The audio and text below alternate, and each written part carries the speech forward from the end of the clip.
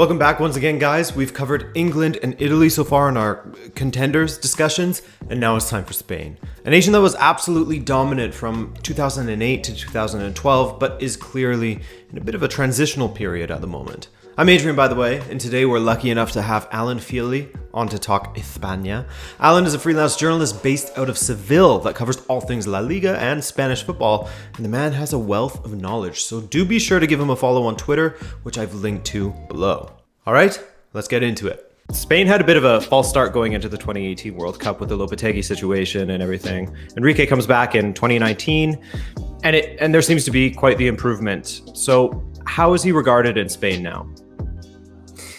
Well, Luis Enrique is an interesting character, similar to Marcelino, who's also from the same region of Spain, Asturias. He's quite a kind of spiky character. He's not really one to court the media or to try and make friends. He's not very loquacious, you could say. He's quite direct and quite kind of straight talking in many ways in the way he operates and the way he behaves. He has been since he was a player. He's respected. You know, he's a Champions League winning coach. He took over a Barcelona team that was in transition after Pep Guardiola had left after that amazing 4-year period and managed to evolve them.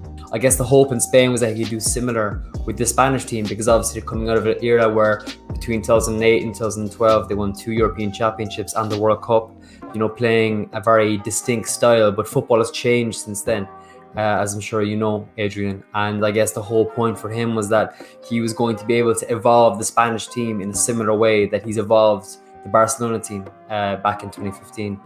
And he's done it to a degree. I mean, they're playing much more direct football.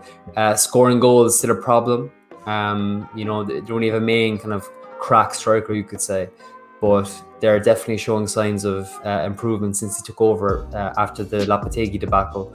He's not going to get kudos for getting to the Final Four of the Nations League and, you know, qualifying for a major tournament. You earn your stripes at a major tournament. So I think a lot will ride on how he does this summer, because like I said, he's not somebody who is allies in the media really. He's not somebody who's kind of protected himself in that manner. He's much more kind of about the work. So I think that how he's perceived, we'll see after this tournament, you know.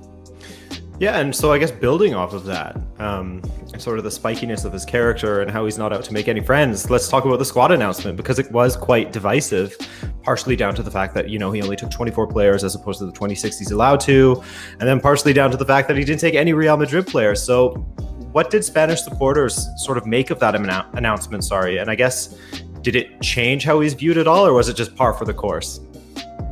Well, you mentioned the second and third most shocking thing with the squad announcement. The first was there's no Sergio Ramos, you know, which is remarkable. Like, and I mean, you're saying there's no Madrid players, and that's true, but Ramos is Madrid. Like, he's such a kind of strong character. He's the undisputed leader of that Spanish team. And the reason, or part of the reason Luis Enrique did that, was because I think he wanted to be known that he's the leader of this team. You know, like, there's a lot of very good players in the Spanish lineup going into this tournament, but there's not really any world-class stars like there was in previous teams.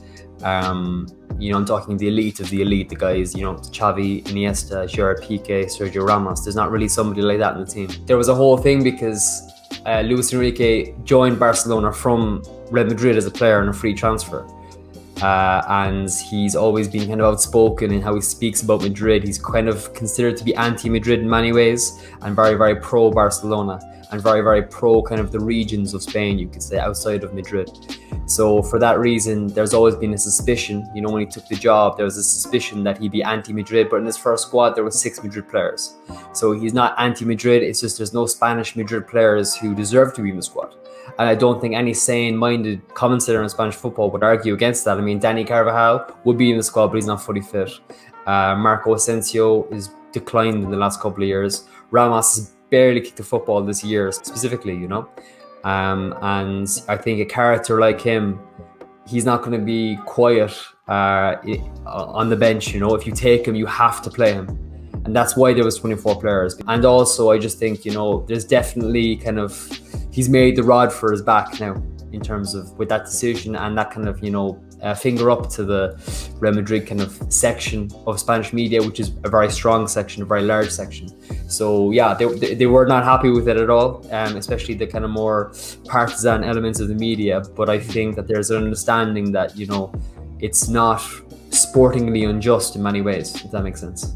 Yeah, absolutely. And when you mentioned partisan media, of course, you know who I'm thinking of right away is El Chiringuito. And I saw that reaction to the Eden Hazard Chelsea handshakes Yeah. and smiles. And I can just imagine what it must have been like when that squad was announced. But speaking of that squad, you know, one of the players that people point to a lot as why didn't he just bring him along is Nacho from Real Madrid, or Iago Aspas as well. So which excluded player do you think would make the biggest difference, or do you think that Spain could potentially miss the most at this tournament?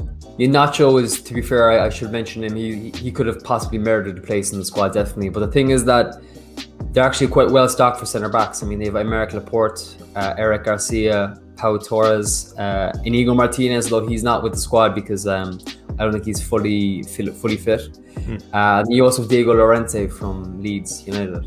And they're all players that he really likes, you know, and they're all very good centre backs of a younger profile too. So I don't think that there's too much controversy over the Nacho exclusion. It's because he's a Madrid player, there's more. But I think that, you know, it's almost up in the air who's even going to start at centre back for Spain this summer. The only guaranteed starter in the Spanish squad was Sergio Ramos, and when he's not there, everybody is interchangeable. So it's really up in the air what the preferred centre back partnership is going to be. I'd imagine Laporte will be a starter throughout the tournament, just because of the way he's declared and that kind of thing. But his partner, whether it will be a right footer like Eric Garcia or it will be a left footer like Pau Torres, would be interesting to see. Yeah, Iago Aspas is a strange one. He was in double figures in both goals and assists in La Liga last season. But he's the only Spanish player to do that. So I think his absence is a strange one for sure. But you know, it's one of those things. I mean, there's a reason for it. I don't know what the reason is, but I guess Luis Enrique just doesn't see him as being a viable member to a squad. A lot of Spain are scratching their heads about it, but it's just the way it is, you know, and it's something that's been consistent with Luis Enrique. So you mentioned a moment ago that friendly against Portugal, and it just looked like they were dying for a consistent finisher out there. I mean, just so you know, my family is Portuguese, so I was watching that with some interest. Just chance after chance going begging. Thank God in that one. I mean, it's just a friendly, so it doesn't really matter, really. But do you think that that's the area of the most concern for Spain is going forward? Definitely that, and maybe the goalkeeper too. But I think there's a lot of nations this summer don't have an out and out goal scorer. Do you know? Like it's kind of a weird tournament in that there's a kind of a dearth of top class strikers. I mean, France have 3, but everyone else is kind of struggling for them in many ways. I mean, that game, I was surprised by how Portugal set up in that game, but I don't think it's of too much of a concern. But Spain could have won that game 3-0. I mean, they had so many chances, especially Alvaro Morata had so many chances. And yeah, it's a weird one because he obviously works hard for the team. He sacrifices a lot for the team, but he's very much seen as not being good enough. You know, he's not Fernando Torres, he's not David Villa, and that's for sure. It's definitely an issue, no doubt. It's the biggest issue alongside the goalkeeper situation, where there's not really a defined number one and there's not really a out and out top class goalkeeper there. At both ends of the pitch, and that's obviously the two most important decisive areas of the football pitch, is where they're lacking, you know? Yeah, I mean, Alvaro Morata, like you were saying, it's not as if he doesn't contribute, but it's just in those important moments where you need him to finish, he never seems to have it, you know? So it's definitely an unfortunate thing. Again, I'm going to link it back to Portugal. We went so many years without having anyone that could finish. And now maybe you could say an Andre Silva. I mean, of course, Ronaldo was sort of rotated in as a number 9 as well. But yeah, it's certainly frustrating. And I could see shades of what it was like watching Portugal when we had to rely on the likes of, you know, like an Eder or something like that. Not to say that Eder is at the same level as Morata. So respect to Morata there, but and also respect to Eder. I mean, scoring a tournament-winning goal as well. Yeah. So. All right. So, what would you say the overall expectations are for this Spanish team amongst the supporters? Do they expect, you know, Spain going to a tournament they must win, or are they being very realistic with this one and they just expect a deep run? No, they don't expect them to win. I don't think that's not the expectation. I think there's an awareness that it's a period of transition for them because, I mean, you had that generation that won the World Cup, that won 2 European Championships of Iker Casillas, Carlos Puyol, and the like, and Xavi Iniesta. The nails are off the tongue.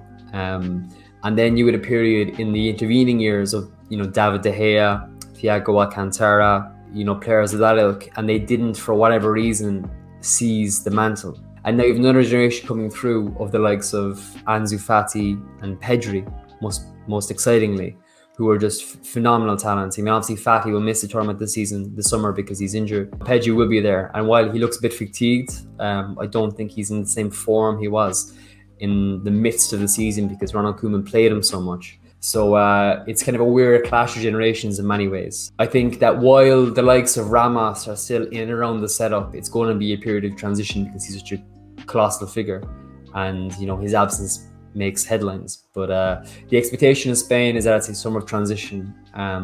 Like I said, they've a lot of good players. They don't have any great players. I mean, it's still a good team. So I would say that if you offered most Spaniards a semi-final, they'd be quite content with that, to be honest with you. I don't think that anybody is going into the tournament almost entitled to win it, And it's funny that you bring up Ansu Fati because that's a player that, shame on me for completely forgetting about. But I guess it's because he's been out for so long that, you start to think of what, the Spanish side with an Ansu Fati, and it looks quite different, in my opinion, with the sort of performances that he was putting in for Barcelona prior to his very lengthy injury. So on that point about Fati, it's really, it can't be understated how important his absence is, because like when he broke into the scene for the Spanish national team in September and those qualifiers, he was just unbelievable, completely differential, and he gave them such flair that they don't have now. I mean, Ferran Torres is a good player, but he's not a guaranteed starter for City, and he's not ready to carry the weight of a country like Spain on his shoulders in an offensive sense. And then besides Morata on the left, you could say, like there's like Dani Olmo and Gerard Moreno, but neither of them again are world-class players who can, change games in an instant. So I think his absence is dearly felt. And so with that said, with the players that are available to them, I don't know if you had a chance to sort of write up a preferred 11 yourself, but if you did, I would love to hear it. Well, first of all, it's very hard to pick starting 11 for Spain because there is no starting 11. There's no guaranteed 11. It's very interchangeable. Like I said, not a single player is guaranteed at their place, aside from Sergio Ramos, and he's not there, And I would say that for the first game, I would expect Unai Simon to start in goal, Marcus Llorente to start right back, either Jose Luis Gaya or Jordi Alba left back. Gaya at the moment, given the way he's playing. Centre backs, I would say it'll be Laporte and Pau Torres. Central midfield, Sergio Busquets is COVID positive. He's back in Barcelona. So in his stead, I would say Rodri will start. Then beside him, it's a bit more complicated because you have Thiago Alcantara, who had a very difficult season with Liverpool, but began to play quite well towards the end of the campaign. So if you had asked me around Christmas time, I would have said he wouldn't start this summer. And up until even maybe last month, I'd say he wouldn't start. But I think the way he finished the season and the way he performed against Portugal, I think he could be in line to start, Thiago on the right and Koke on the left, that's what I'd say. But I wouldn't be surprised to see Pedri come into the team as well. And then the front three, I think Morata will start up front, to be honest with you. I think Gerard Moreno will start on the left and Ferran Torres on the right.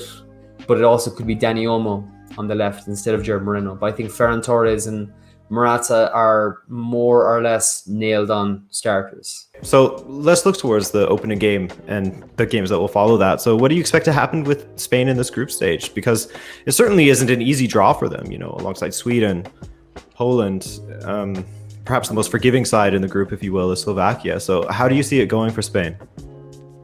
It's tough. International football is always going to be tough. And the problem with Spain too is that they've beaten Germany 6-0 and they've struggled against Greece, so it's kind of like they can beat anybody, but they can be beaten by anybody too. They're not the indestructible Spain side that we had grown so accustomed to for that 4-year period. I would expect Sweden to be strong. I think they're a good side. Alexander Isak, who plays for Real Sociedad, is very, very exciting young forward, and I think that. So yeah, they're a good side. Obviously Zlatan isn't going to be with them, but I think they'd cause problems. But I'd expect Spain to top the group.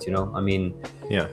Like if they didn't get out of that group, you'd be asking serious questions, to be honest with you, Yeah, especially considering that even the best third place teams or the top 4 third place teams move on as well. It definitely provides that safety cushion. Look at what Portugal did with that third place finish in 2016. It wasn't pretty, that's for sure. No, it definitely wasn't pretty, but if you win, who cares, right? Go ahead and tell Portugal and Greece that they didn't win beautifully and see if they care.